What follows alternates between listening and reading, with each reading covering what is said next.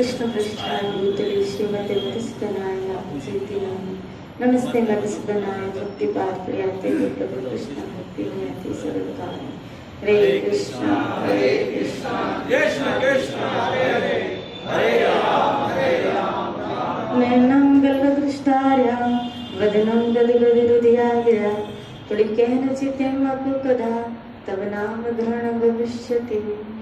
यहाँ हम इस श्लोक में समझ रहे थे, कृष्णदास कविराज गोस्वामी महाराज कह रहे कि दो तरह से कृष्ण रति की प्राप्ति बताई गई, एक कृष्ण कृपा और एक भक्त कृपा। कृष्ण कृपा और भक्त कृपा। और यहाँ बताया कृष्ण कृपा प्रलय उदय, भक्ति कृपा को भी प्रलय उदय बताया गया। लेकिन जब भगवान प्रेजेंट में प्रकट होते हैं जैसे महाप्रभु के रूप में, तो उन्होंने कृष्ण प्रेम को बहुत सहजता से लोगों में वितरण किया है। अब आया जब आचार्य महाप्रभु स्वयं भगवान स्वयं इस धरा से चले गए, उसके बाद आया यहाँ समझाया गया कि अब जीव साधन कर, जो वो साधन हमको बता के गए। और साधन कौन सा बता के गए? ये हरि का। यहाँ बताया कि कोई अगर साधन नहीं करे और सोचे मुझे भगवत प्रेम की प्राप्ति हो तो ऐसा संभव हो ही नहीं सकता, हो ही नहीं सकता कि बिना साधन के उसको भगवत प्रेम की प्राप्ति, ये यहाँ बताया गया है। संभावना ही नहीं, शुद्धि की संभावना ही नहीं है। जिनका साधन में अभिनिवेश नहीं है, यानी जो साधन में शामिल नहीं है, साधन मतलब कौन सा? जो आचार्यों ने हमको बताया। अभिनिवेश, अगर कोई कूट नहीं है आपके जीवन में, अगर वो आप उससे जुड़े हुए नहीं है, उसके चित्त की शुद्धि की संभावना हो ही नहीं सकती। देखो स्पष्ट है कि हो ही नहीं सकता कि उसका चित्त शुद्ध हो। इसीलिए उनके पक्ष में प्रेम प्राप्त करने की संभावना भी नहीं है। शिरारे बोलो, अगर कोई साधन को नहीं अपनाएगा और बैठा रहेगा और कहेगा क्या मुझे प्रेम मिल जाएगा, तो ये अपने आप को धोखा देने की बात है। जो आचार्य ने कहा है, कृपा से क्या होगा? कृपा से साधन मिलता है। कृपा से क्या? आज हमारे ऊपर कृपा हुई तो सत्संग मिले, गुरुजन मिले, तभी तो कहा गुरु कृष्ण कृपा प्रसाद पायो भक्ति लता बीज। तो गुरु की कृपा क्या हुई? कृष्ण भक्ति का बीज मिला।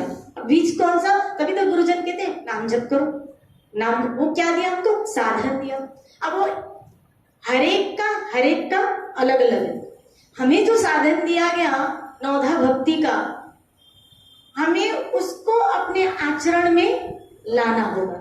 जो जो आचार्य ने या जो जो गुरुजनों ने उनके गुरुजनों के द्वारा सीख के पद्धति, इसीलिए कृष्ण गीता में कहते हैं एवं परंपरा प्राप्त।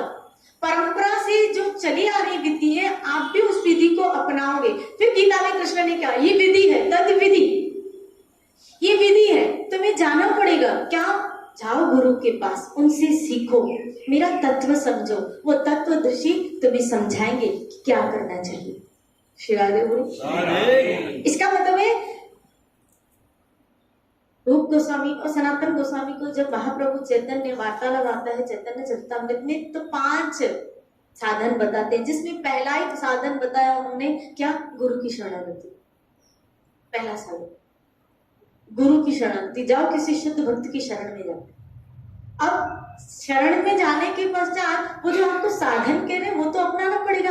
क्योंकि यहाँ एक और बात बहुत अच्छी कृष्णदास कविराज गोस्वामी महाराज समझा रहे, बोला शुद्ध चित्त के लिए, सुनिएगा ध्यान से इस बात को, क्या वो हमको समझा रहे हैं। श्री कृष्ण की विशेष कृपा उद्भूत होने पर अपनी अचिंत्य शक्ति के प्रभाव से उसके चित्त को शुद्ध करके श्री कृष्ण उसको प्रेमदान कर सकते हैं। अगर चित्त शुद्ध हुआ तो कृष्ण उसको प्रेमदान कर सकते। किंतु इस प्रकार की जो कृष्ण कृपा है वह साधन अभिनिवेश की अपेक्षा न रखते हुए चित्त की शुद्धि करने की विशेष में विशेष कृपा होती है। श्री राधे बोले। ये बात समझ में आई? श्री राधे बोलिए। मैं फिर पढ़ रही हूँ, ध्यान देना। कृष्ण ये नहीं देखते हैं कि आप साधन को अपनाएंगे, कृष्ण ये देखते हैं कि इस साधन के द्वारा चित्त कितना शुद्ध हुआ है। तो शुद्ध चित्त में प्रेम स्फुरित हो जाता है, वहां कृष्ण को देने नहीं, वो जैसे ही चित्त शुद्ध होता है ना, वहां श्री कृष्ण खुद से ललायत रहते हैं अब वहां जाने के लिए, खुद से वहां खुद से उसको प्रेम दंड देने के लिए आप देखिए, एक चोर की कथा में नहीं आता है कि उसने नाम जप किया, कृष्ण गोविंद गोपाल, चित्त शुद्ध हुआ, कृष्ण अपने आप जमुना के किनारे प्रकट हो गए। क्या? उस पर कृपा करने के लिए, क्योंकि चित्त शुद्ध हो गया था। साधन क्यों पकड़ाया जाता है हमको? याद रखिएगा, साधन पकड़ाने का अर्थ प्रभु की प्राप्ति तो बहुत दूर है, वो तो साइड रहने दो, लेकिन साधन पकड़ाने का जो अर्थ है वो आपके चित्त की शुद्धिकरण, आपके अंतःकरण की शुद्धिकरण के लिए, क्योंकि वो शुद्ध हो गया ना तो वो कृष्ण वहां प्रकट होने के लिए ललायत वैसे ही। अब आप कहेंगे कई लोग ऐसे होते हैं कि बाय नेचर उनके अंदर कपट नहीं होता है, बाय नेचर वो ये पूर्व के उनके प्रबल संस्कार कह सकते हो आप कि वो भजन नहीं करते, लेकिन कि कोई कपट नहीं। आप देखो ऐसे लोग जल्दी भक्ति में आते, जल्दी वो भजन को कैच कर लेते हैं, जल्दी सत्संग की बातों को कैच, क्योंकि उनके अंदर कपट या उनका चित्त पहले से ही शुद्ध है। तो शुद्ध चित्त में बात गड़ जाती है, बात बैठ जाती है, या वो बात को अपनाने में सक्षम होता है। जैसे कोई शुद्ध पात्र है तो शुद्ध पात्र में ये अगर कोई लीक पात्र है तो कुछ भी डाला जाएगा, लीक हो जाएगा ना, लेकिन पात्र अगर सही है तो उसमें अगर दूध डाला जाएगा तो वो टिकेगा। इसी तरह अगर चित्त शुद्ध है तो उसमें ज्ञान, भक्ति, विवेक ये सब टिकेगा, इसलिए वो बातें कैच कर पाता है। तो साधु अगर जो मेहनत करता है ना, जैसे एक माता ने कहा संत को, महाराज मुझे नाम दीजिए, महाराज मुझे नाम दीजिए, महाराज मुझे नाम दीजिए, वो जिद करने लगी। तो संत ने कहा राम राम बोल। या एक और कथा आती है कि वो संत अपने शिष्य को बोलते रोज राम राम जपो, राम राम जपो, राम। महाराज दीक्षा दीजिए, महाराज दीक्षा दीजिए, महाराज दीक्षा दीजिए। संत बोले ठीक है आज तुझे दीक्षा दूंगा। आए, दीक्षा का दिन हुआ, आए तो बोला दीजिए दीक्षा, नाम क्या जपूं, नाम क्या करना है? उसको कान में बोला राम राम। बोला तो मैं पहले भी करता था, वो तो पहले भी करता था। तो बोला बाद में भी यही करना है। शिरावे बोले दीक्षा के बाद भी यही करना है। जब तक तुम्हारा चित्त शुद्ध नहीं होगा तो फिर आप कहेंगे क्या ये जो हम नाम जप कर रहे हैं खाली चित्त शुद्धिकरण करने के लिए कर रहे हैं? कई आचार्यों ने तो कहा कि भगवत प्राप्ति का मार्ग ही यही है। शिरादे बोले नामी के पीछे नामी नाम के पीछे पीछे आ जाता है।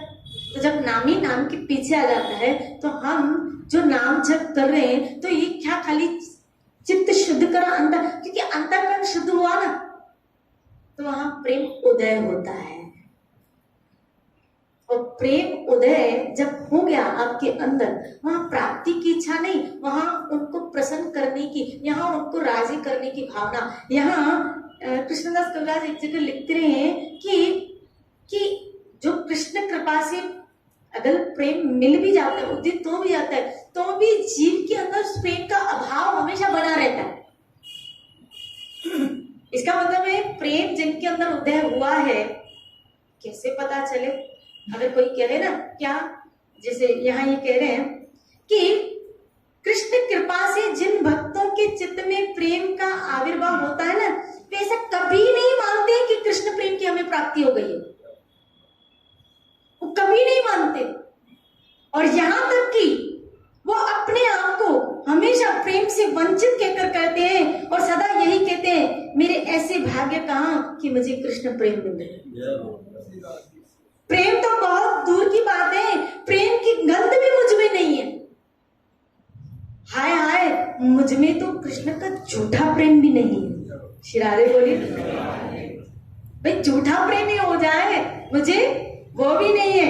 इसलिए कृष्ण भक्त जो प्रेम का अधिकारी बन चुका है, इसके लिए भी अधिकृति चाहिए। कृष्ण प्रेम प्राप्ति करने के लिए भी अधिकृति, जैसे किसी पद को पाने के लिए अधिकार चाहिए होता है ना, भाई कोई डिग्री चाहिए। इसी तरह कृष्ण प्रेम पाने का भी चित्त अधिकारी चाहिए। जब तक वो अधिकारी नहीं बनता तब तक वो चीज उसको और सब इसके अधिकारी नहीं है। राधे गोविंद बोलिए। राधे गोविंद। कृष्ण भक्त जो प्रेम के अधिकारी है, वे किसी से यह भी नहीं कहते, क्या वे किसी से यह भी नहीं कहते कि मैं तुम्हें प्रेम दान करूंगा, मैं तुझे प्रेम दान करूंगा, मैं तुझे दूंगा, मैं तुझे कृष्ण से मिला दूंगा, मेरी गारंटी। वो ये भी नहीं कहते। वो तो हमेशा यही कहते हम अयोग्य हैं, हम लायक नहीं। श्री राधे बोले। वो हमेशा इस भौतिक जगत में अपने आप को अयोग्य पात्र मानते हैं। जो ये कह दे कि मैं कर सकता, इसका मतलब है कहीं कहीं न कहीं एक सूक्ष्म अहम की सत्ता बैठी है। यहाँ वो ये समझता है कि मैं प्रेमी, मेरे पास ये धन है। श्री राधे बोले। लेकिन यहाँ तो पता है जिसके पास ये धन होता है वो तो यही सोचता है कि ये प्रेम है ना, अतृप्त है, कभी तृप्त नहीं होता। यानी जितना उसको होता है ना, उसको लगता है कि अभी तक तो वही कमी, उसको कमी हमेशा प्रेम की खलती रहती है। श्री राधे बोले। अब देखो ना कितनी सुंदर बात, क्या अभी तक तो मुझे या मेरे ऐसे भाग्य कहाँ जो हमको प्रेम दें। इतना प्रेम में जब मीरा रविदास जी के पास आती है और कहती है कि मैं आपकी शरण में आई हूँ, बोला अरे काशी में बहुत बड़े बड़े पंडित हैं, बहुत बड़े बड़े संत हैं, कहाँ किस फकीर के पास आ गई जो बिल्कुल खाली है। रविदास जी जो बिल्कुल जहाँ उन्होंने अपने भजनों में लिखा वह मन कर्म वचन तुम्हारी आशा, ऐसी भक्ति करे रहेगा। वहां वो कह रहे हैं मीरा को किस खाली के पास आई है, मेरे पास तो कुछ देखने नहीं, मैं चमड़ा रस्तू, मेरे पास तो कुछ है ही नहीं। जाओ तुम उनके पास जाओ, उसके पास जाओ, उसके पास जाओ, मेरे पास कुछ भी नहीं है। भरा हुआ होने के बाद भी, बंदा भरा हुआ होने के बाद भी अपने आप को खाली समझे। राधा रानी स्वयं कृष्ण प्रेम की समूर्ति, वो भी हमेशा अपने आप को कृष्ण प्रेम से वंचित मानती है, हमेशा अपने आप को वंचित मानती है कि मुझे अभी तक वास्तविकता में श्री कृष्ण से जिनके स्पर्श से, यहाँ तक कि एक तोता भी जिनका स्पर्श पाके कृष्ण कृष्ण रटने लगता है, वो भी यही कहती है क्या अभी तक मुझे कृष्ण। और हम 2 4 6 माला 8 घुमा क्या लेते हैं कि हम सोचते हैं कि हम तो श्राद्धे बोले, हमें थोड़ा ज्ञान, थोड़ा सत्संग, इधर से 2 बातें, इधर से 4 बातें, उधर से 5 बातें, उधर से इधर से इधर से इधर से इधर से थोड़ा पढ़ लिया तो हम सोचते हैं अब हम सबको, हमें अभी हमको सब कुछ आ गया। 2 पद यहाँ के रख लिए, 2 तुलसीदास जी के रख लिए, 2 उसके, 2 उसके, 2 उसके, 2 तुम्हारे खुद की क्या है, खुद का माल क्या है, खुद से तो हम खाली है। ये तो ये जिनको प्रेम हुआ उनका शेयरिंग है, तुम्हारा तो कुछ भी। इसका मतलब है हम वास्तव में सब अंदर से खाली हैं, खाली डब्बे। श्राद्धे बोलिए ना, बोलो ना श्राद्ध। अभी हमें कृष्ण प्रेम नहीं हुआ है। आपकी बात नहीं करूँ, मैं मेरी बात करूँ। श्राद्धे बोलिए ना, अभी तक हम लोगों को वास्तव में श्री कृष्ण प्रेम नहीं हुआ। ये जो हुआ भी है या थोड़ा बहुत वो आभास जो लग भी रहा है, मुझे तो लगता है ये भी जो महापुरुषों की कृपा के साये में हम बैठे हैं ना, तो उनके परमाणु थोड़े छींटे लगे हुए, जैसे मीरा ने कहा तुम्हें छींटे लग गए, तो उनके छींटे लगे। लेकिन अगर हम अपना साधन सोचे कि हमारे साधन से हमारा चित्त शुद्ध हुआ, तो अभी तक तो साधन भी पूरा नहीं हुआ है। कैसे बोले कि साधन से चित्त शुद्ध हुआ? कितना भजन करते हैं, वो भी मिलावट वाला, श्री राधे बोलिए। वो भी कभी किया, कभी बहुत तो कभी ज्यादा, कभी कम तो कभी बिल्कुल ही नहीं। श्री राधे बोलिए। अभी तो हमारी सतत तैलधारा भी नहीं है, हम सतत में भी नहीं आए, हम सतत में भी नहीं आए। पहले तो नियम में आओ, नियम के बाद सतत में आओ। पहले नियम में आओ, फिर सतत में आओ, फिर साधन को बड़ी गहराई से उसमें डूबो। जो साधन पकड़े हो उसको उस नाम में, उस सेवा में गहराई में डूबो कि जब वो साधन को करो, वो नाम को करो, वो सेवा को करो तो उसमें खो जाना सीखो। किसमें खो रहे हैं?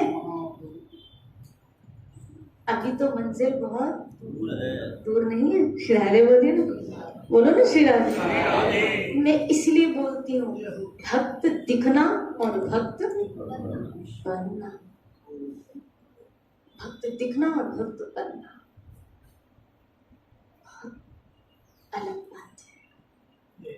जब अंतर की समस्त वृत्तियां अभी भी भागन भरी, मैं देखती हूँ कभी कभी इधर भागा, कभी इधर भागा, कभी इधर भागा, कभी इधर भागते। एक माता सुबह मेरे पास ये बोलती, सब कुछ छोड़ के चले जाए वृंदावन, मुझे ऐसे सब कुछ छोड़ के चले जाए वृंदावन। तो मैंने कहा जाके क्या करूँ, क्या करूँगा? बोला भजन करो। तो मैंने कहा यहाँ क्यों नहीं हो पाता, यहाँ क्यों नहीं हो रहा, यहाँ क्यों नहीं कर पा रहे? अच्छा, सब कुछ छोड़ के चली गई और पीछे तुम्हारा पति आया तो? बोला ऐसा होता है ना। मैंने कहा तो? बोला फिर मैं सब कुछ भूल जाती हूँ। मैंने कहा वृंदावन में भी भूल जाती हूँ। मजा तो तब आए कि जब यहाँ रह के तुम सबको भूलने लगो। खोने की यहाँ कोशिश करो, वहां जाने से अच्छा है जहां हो ना, जहां जेही विधि राखे रहो। राम ने जैसे हमको, प्रभु ने जैसे रखा है, जिस सर्किल में रखा है, उस सर्किल के अंदर ये किला है, पता है? जिससे जो भी आपको भगवान ने सर्किल में रखा है, हो सकता है ये वो बांधे हो जो आपको माया के पड़ावों से आपको बचाती हो। शायद वो बांधे अगर निकल गई तो आप माया की झटके सहन नहीं कर पाओ। मत सोचना माया को एक रूप में लेके आते, ये तो संसार की तरफ से थोड़ी तकलीफें मिली, बांधे आई तो आप कृष्ण की तरफ ही तो भागोगे। लेकिन कृष्ण की तरफ आए ना तो जब विकार रूपी बांधे तोड़ेंगे ना आपको, तो अपने आप को बचाना बड़ा मुश्किल हो जाता है। श्री राधे बोलो। आसान मत समझिए सब कुछ, मुश्किल नहीं है। उल्टा मैं कह रही हूँ, मैं तो ये समझा जिस परिसर में या जिस सर्कल में ठाकुर ने हमको रखा है ना, वहां से वहीं खड़े हो जाए, नाम को पकड़िए, सत्संग को पकड़िए और वहीं से वहां ही डूबने की कोशिश कीजिए कि जो मुझे अभी साधन मिला है, जो मुझे भजन मिला है, जो मुझे बाहर की कार्य रिस्पॉन्सिबिलिटी मिली है, उस बीच में रह के मैं हरि में कितना डूब रही हूँ, मैं कितना डूब रहा हूँ, मैं भजन में कितना डूब रही हूँ, मैं नाम में कितना डूब रही हूँ, मैं कितना खो रही हूँ। श्री राधे बोले। भागना भक्त का काम नहीं। श्री राधे बोले। भक्त भागता नहीं, भक्त भगौड़ा नहीं, और ना ही भगवान आपको भगौड़ा बनाएंगे, ना ही भगौड़ों को वो स्वीकार करते हैं। लड़िए जिससे अपने आप से, अपने चित्त से ऐसा हो जाए। कभी कभी मुझे कहते ऐसा हो जाए ना, फिर मेरा मन भजन में लगेगा, बस शांति हो, कोई भी नहीं हो, और फिर मेरा मन भजन। उठ अमृत वेले में 2 बजे उठ जा। बोला तब तो क्या आती है? नींद आती। देखा, शांति जब चाहिए, जब है, तब तुम अपने आप से नहीं लड़ पा रही हो, तब तुम अपने आप से नहीं लड़ पा रहे हो। श्री राधे बोलिए। देखो, शरीर से ऊपर उठने के लिए, भक्ति जो है ना, शरीर से ऊपर उठने के लिए शरीर वालों के साथ रहना पड़ता है। ये आपको बात अटपटी लगेगी। श्री राधे बोले शरीर से ऊपर उठने के लिए इन शरीर वालों से रहना पड़ेगा, क्योंकि इन शरीर वालों के साथ रहेंगे ना, यहाँ से जो फिर प्रतिकार हमको मिलेगा, ऑपोजिट कुछ भी बातें मिलेगी, तो इन शरीर वालों से आप उठते जाओगे। धीरे धीरे आप अपने शरीर के आकर्षण से भी उठते जाओगे। श्री राधे बोले इसलिए भागिए मत, जहां जहां बात हो भागिए मत जहां हो। इसीलिए भगवान शिव ने देवताओं को कहा कहीं जाने की जरूरत नहीं है, जहां हो वहीं से पुकार लगाओ, जहां हो वहीं से नाम की पुकार लगाओ, वहीं से नाम की पुकार लगाओ। अभी हम भजन गा रहे थे ना, क्या पलकों के सिंहासन पे मैंने तुमको इस मन के अंदर ही बनाया। कवि ने भी ऐसा कहा, आ जाओ कभी वृंदावन, कभी बरसाना, कभी गोवर्धन। एक भीड़ लगी पड़ी है, और इतनी भीड़ है, मैं सही कह रही हूँ, इतनी भीड़ लगी पड़ी है कि आपका चित्त मंदिरों में शांत नहीं रह पाए। आपका चित्त, जो हम शांति खोजने जाते हैं, जो जिस समाज से हम भाग के वहां शांति ढूंढने जाते हैं, वहां भीड़ को देख के हम अशांत हो जाए, तो फिर कहाँ है शांति? बाहर मत खोजो। श्री राधे बोले श्री राधे गोविंद। हम वातावरण से भाग के सोचते थोड़ी देर में क्या हो जाऊं, फिर वहां देखते मतलब इतनी भीड़ बिहारी जी में, बाप रे। मैं तो एक व्यक्ति मुझे मिला, बोला मैं एक हफ्ता वृंदावन में रहा, तो बोला एक दिन ही बिहारी के पास गया। बोला कौन जाए इतनी भीड़ में? मैंने एक दिन ही गया, 200 रुपए पुजारी को दी, मैंने कहा अंदर लेके जा, और वहां ही अंदर जाके मैंने कहा अब नहीं आऊंगा। श्री राधे बोलिए, बोलो ना श्री राधे। ये तो हमारे हाल है, कहाँ भाग रहे हो, कहाँ भाग रहे हो? श्री राधे बोलिए श्री राधे। तोरा मन दर्पण कहलाए, तोरा मन दर्पण कहलाए, भले बुरे का, मुझे नहीं आता आगे, खाली तोरा मन दर्पण कहलाए इतना भले बुरे का सारे देखे और दिखाए। श्री राधे बोले वाह, क्या तो कवि ने पंक्तियां देखे और दिखाए, तोरा मन दर्पण। जब ये मन की आंखों से अपने आप को पढ़ना आ जाएगा, वहां ये शुद्ध चित्त का काम। इसीलिए सफाई बाहर नहीं, सफाई अंदर करो। जहां विश्लेषण करो अपने विकारों का, अपनी गलतियों का। अभी भी मुझ में क्रोध है, अभी भी मुझ में लोभ है, हाय हाय मेरा चित्त अभी तक शुद्ध नहीं हुआ, तो ठाकुर आके कहा अभी भी मेरे वाक बोली में अभी भी कड़वाहट है, हाय हाय मेरा व्यवहार अभी भी दुर्जन है। रावण ने कहा सज्जनों के है मेरा व्यवहार अभी भी ऐसा है। श्री राधे बोली मेरे मन में अभी भी कपट। ये हम एनालाइज भी तो नहीं कर पा रहे हैं ना अभी तक, क्योंकि हमें अपना अंदर का वेश एक साधु का दिखता है। ऐसा लगता है जब भक्ति में आते हैं ना, तो माता सोचती है क्या, अंदर जब आंखें बंद करे तो मीराबाई तंबूरा लेके अंदर बैठी और वो मैं, और हमें लगता है हम तुकाराम नामदेव।